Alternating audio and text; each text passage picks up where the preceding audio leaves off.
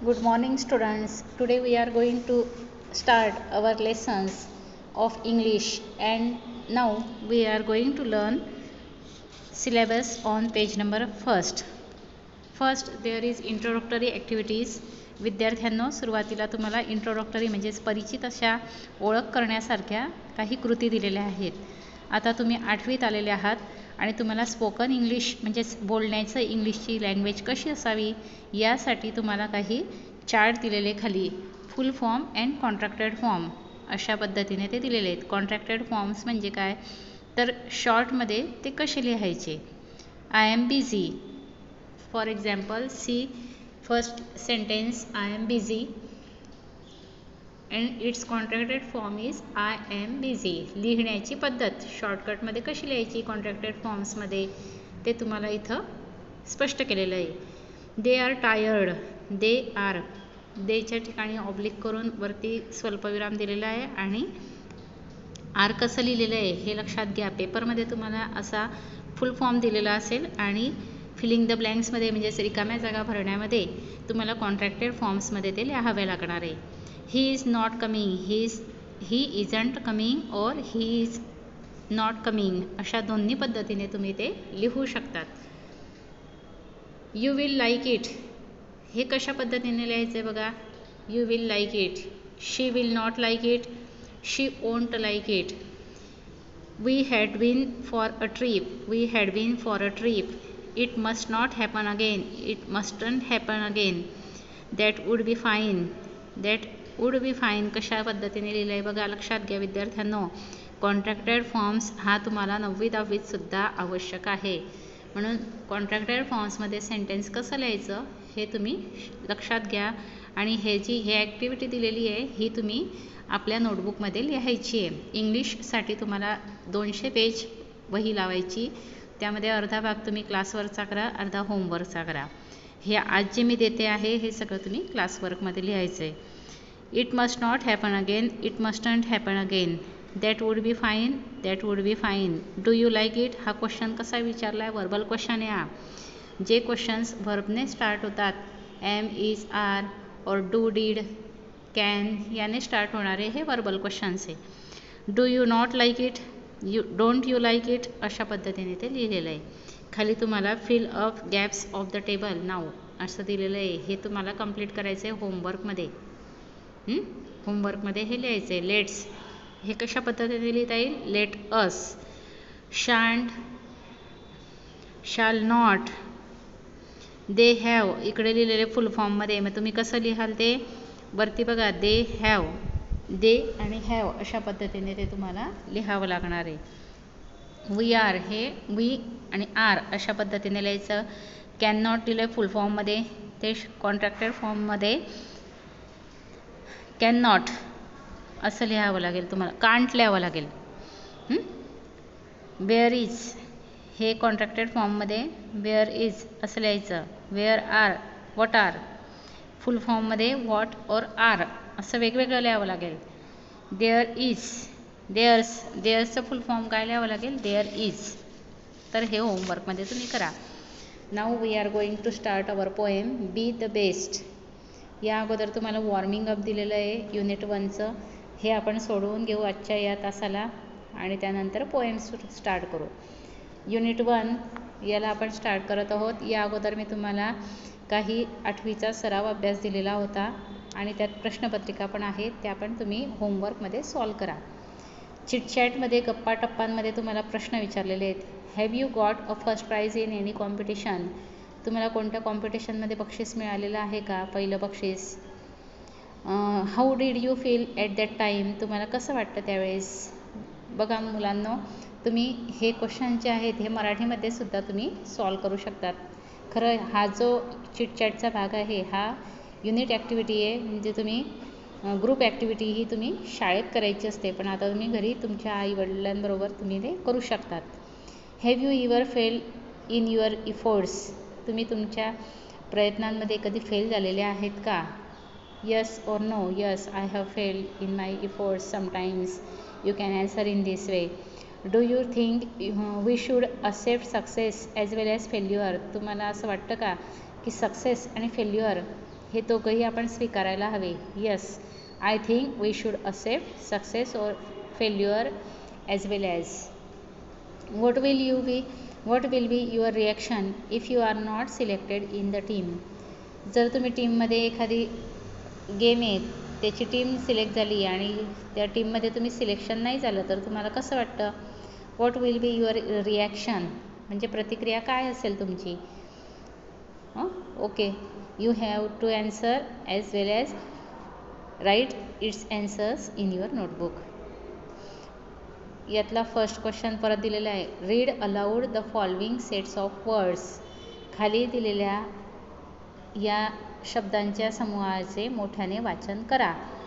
आता हे मोठ्याने वाचन कसं करायचे? तुम्हाला 7वीपर्यंत हे शब्द केलेले आहेत त्यावरच ते रिव्हिजन आहे. रिव्हर, स्ट्रीम, सी और ओशियन. रिव्हर म्हणजे काय? नदी. स्ट्रीम झरा, सी समुद्र आणि ओशियन म्हणजे महासागर. आता हे क्रमानुसार आहे. Bee, hill, stone, mountain and rock. टेकडी, स्टोन म्हणजे दगड किंवा खडक, माउंटन म्हणजेच पर्वत आणि रॉक म्हणजे तुम्हाला परत खडक. सी मध्ये दिले plant, sapling, tree and seed. Plant म्हणजे रोप, सॅपलिंग वेल, ट्री झाड आणि सीड म्हणजे बी.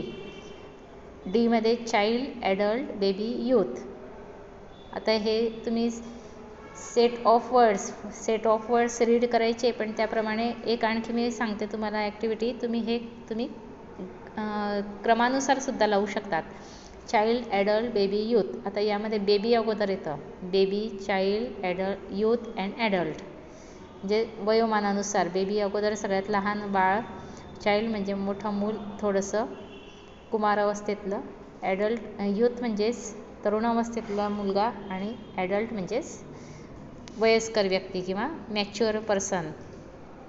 Rearrange each of the above sets of words according to the increase order of their size or growth. बघा हा खाली ही ॲक्टिव्हिटी दिलेली आहे. तुम्हाला आता त्यांच्या याच्यानुसार सेट्स ऑफ वर्ड्स अरेंज करायचे, पण कशानुसार? साईज आणि ग्रोथनुसार ते अरेंज करायचे. वरचे शब्दांचा जो समूह दिलेला आहे ए बी सी डीतला तो तुम्हाला साईजनुसार आणि त्याच्या ग्रोथनुसार अरेंज करायचं आहे. आता यामध्ये बघा फर्स्ट ए मधलं मी आन्सर सांगते. त्यातले स्ट्रीम फर्स्टला लिहायचं स्ट्रीम, सेकंडला लिहायचं कॉमा देऊन रिव्हर, त्यानंतर कॉमा देऊन लिहायचं सी आणि मग लिहायचं आहे ओशियन. ओके. बीमध्ये तुम्ही फिलिंग द ब्लँक्स करताना काय लिहायचं आहे? सगळ्यात अगोदर लहान काय असतो? स्टोन लिहायचं. त्यानंतर त्याहून मोठा काय असतो? रॉक म्हणजे खडक. आणि त्या खडकाहून मोठं काय असते? हिल, कॉमा देऊन लिहायचं. आणि हिल म्हणजे टेकडी. आणि टेकडीहून मोठं काय असतो? माउंटन म्हणजे पर्वत. आता सीमध्ये काय लिहायचं बघा? प्लॅन्ट, सॅपलिंग, ट्री और सीड हे दिलेले क्रम. आता तुम्ही थोडंसं डोकं लावून बघा. सीड म्हणजे बी सगळ्यात अगोदर असते. मग बी जमिनीत पुरल्यानंतर काय होतं? सॅपलिंग म्हणजे रोप येतं, छोटंसं कोंब आलेलं. कोंब येणं म्हणजेच रोप, सॅपलिंग म्हणतो त्याला. कॉमा देऊन ते लिहा. त्यानंतर लिहा प्लॅन्ट म्हणजे रोप थोडंसं मोठं असतं. आणि त्या प्लॅन्टचा सगळ्यात लास्टला काय होतं? ट्री. म्हणजे याचा क्रम कसा येईल? Seed, sapling, plant and tree. Okay. चौथं डी दिलेलं आहे चाइल्ड, ॲडल्ट, बेबी, यूथ. आता याचाही क्रम कसा येईल? अगोदर बेबी असतो म्हणून बेबी अगोदर लिहा. Baby, comma, child, comma, youth and comma, adult. In this way you have to arrange sets of words. अशा पद्धतीने तुम्ही ते शब्दांचा समूह अरेंज करा. Okay.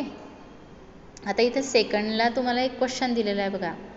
In your pre primary classes you must have learn the story of the lion and the Mouse. तुम्ही तुमच्या सुरुवातीच्या प्री प्रायमरी म्हणजेच बालवाडीच्या क्लासेसमध्ये तुम्ही एक सिंह आणि उंदराची गोष्ट अभ्यासलेली आहे. तर ती गोष्ट इंग्लिशमध्ये वाचायची आणि ती read it in English and fill the gaps in using given words in the box. खाली जे गॅप्स दिलेले आहेत म्हणजे रिकाम्या जागा दिल्या आहेत त्यामध्ये तुम्ही ते खाली येलो कलरच्या ब्रॅकेटमध्ये जे दिलेले शब्द आहेत ना ते भरायचे आणि ही गोष्ट पूर्ण करायची आहे. विद्यार्थ्यांनो लक्षात घ्या, हे तुम्ही क्लासवर्कला पण लिहा आणि होमवर्कलाही लिहा. मी ती स्टोरी रीड करते आणि शब्द पण सांगते, ते लिहून घ्या पटकन आणि क्लासवर्क होमवर्कला दोन्हीकडे लिहा. आणि त्यानंतर विशेष म्हणजे हीच स्टोरी तुम्ही एसे नोटबुकमध्ये सुद्धा लिहायची आहे. A lion was sleeping in a dash dash. आता यामध्ये काय येईल सांगा बरं. A lion was sleeping in the forest. A mouse started playing on him. The lion got up dash dash. इथं काय येईल. The lion got up angrily. He caught the mouse and was ready to dash dash it. And was ready to chew it. CHEW दिसतंय ना, तो word तिथं fill करायचा. च्यू it.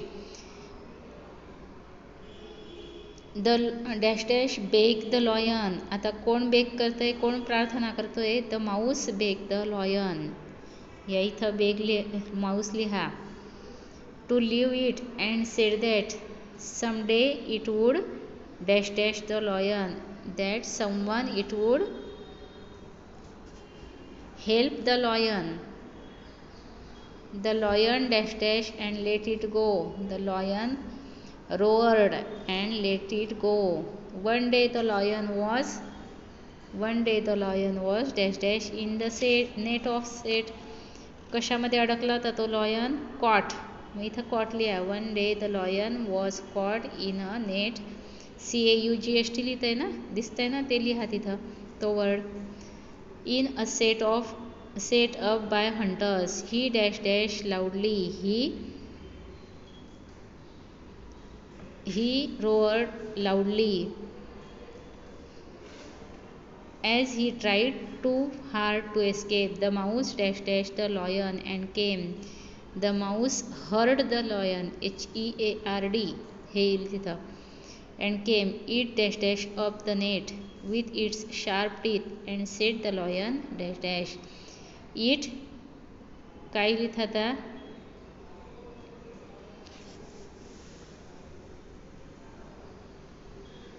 It chewed